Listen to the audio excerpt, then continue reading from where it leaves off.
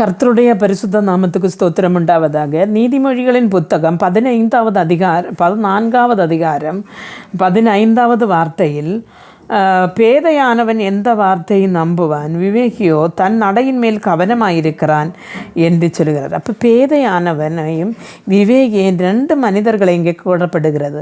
அருமையான தேவனுடைய பிள்ளைகளை, இன்றைக்கு அதிகமான குடும்பங்கள் தகர்ந்து போகிறதவருக்கே காரணம் பேதைத்தனமான புத்தி உள்ளவர்களால் தான். ஏனென்று சொன்னால், யார் என்ன சொன்னாலும் அதைப்படி நம்புகிற ஒரு பேதையான புத்தியீனமான ஒரு வாழ்க்கை, அந்த வாழ்க்கை வாழ்கிறவருடைய குடும்பங்கள் தாறுமாறாக போகிறது. எப்படின்னு சொன்னால், மனைவியை குறித்து புருஷனிடவும், புருஷனை குறித்து மனைவியிடவும், பிள்ளைகளை குறித்து பெற்றோர்களிடவும், பெற்றோர்களை குறித்து பிள்ளைகளிடமும், அதே போல் மாமியார் மாமனாரை குறித்து மருமக்களிடமும், மருமக்களை குறித்து மாமனார் மாமியாரிடம் பொய்யாய் ஏதாவது சொல்லி அந்த குடும்பத்தையே கொலைத்து விட வேண்டும் என்று நினைத்து பேசுகிறவர்கள் உண்டு. ஆனால் இதை அடையாளம் காணாமல் அநேகரும் அதை நம்புகிறார்கள். நம்பி அந்த குடும்பத்தில் பிரச்சனைகள் உண்டாகிறது. அருமையான தேவனுடைய பிள்ளைகளே, அப்படி அல்ல.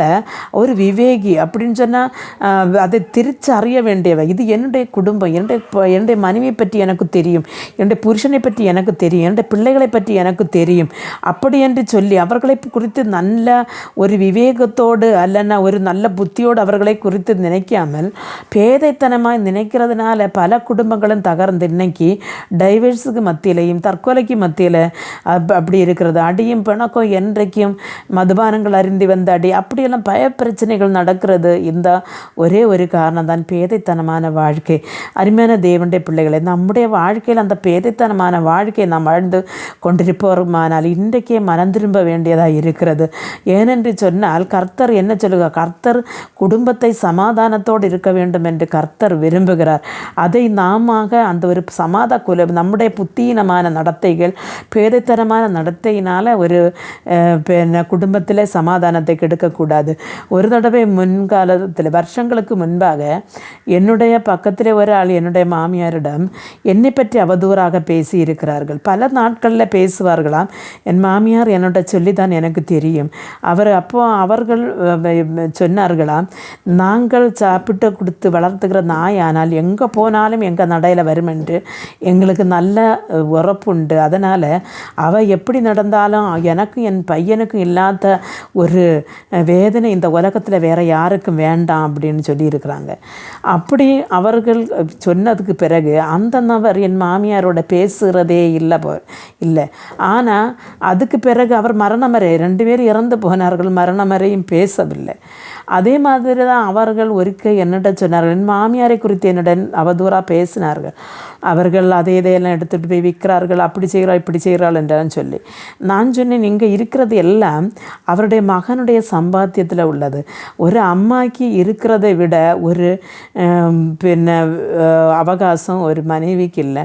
அம்மா எடுத்ததுக்கு மீதி எனக்கு போதும் அப்படின்னு சொன்னேன். அதுக்கு பிறகு அவர் என்னிடையும் அவர்கள் இறந்து போகிறது வரையும் என்னிடவும் பேசவில்லை.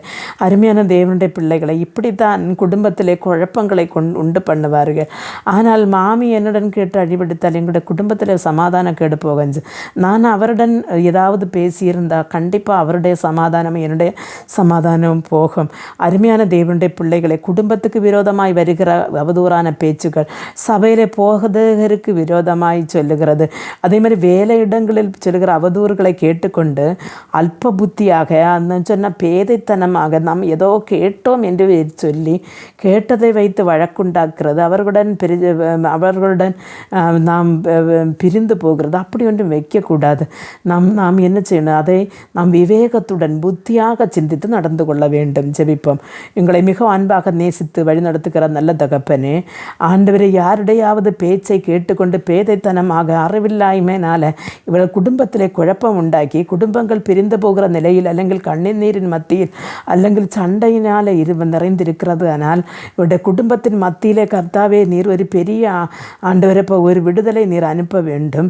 நான் செய்தது தெற்று என்று ஆண்டவரை காலையில் சொன்ன வைத்து மன்னிப்பு கேட்பதற்கு, ஆனால் அந்த மன்னிப்பை ஏற்றுக்கொள்ள வேண்டிய மனப்பக்குவத்தை ஆண்டவரை வீட்டில் உள்ளவர்களும் கொடுத்து இந்த குடும்பத்தின் சமாதான குலைச்சலை மாற்றி இவருடைய குடும்பத்தில் ஐக்கியமாய் முன்னேறி போக வேண்டிய கிருபையும் பாக்கியத்தை இந்த குடும்பத்துக்கு கொடுங்கப்பா.